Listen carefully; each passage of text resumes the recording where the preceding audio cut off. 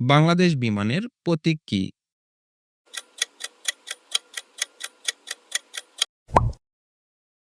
সঠিক উত্তর বলাকা।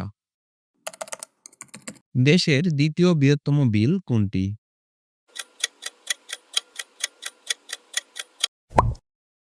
সঠিক উত্তর বিল ডাকাতিয়া। কোন দেশ উদীয়মান সূর্যের দেশ নামে পরিচিত? সঠিক উত্তর জাপান। বাংলাদেশের জাতীয় বন কোনটি?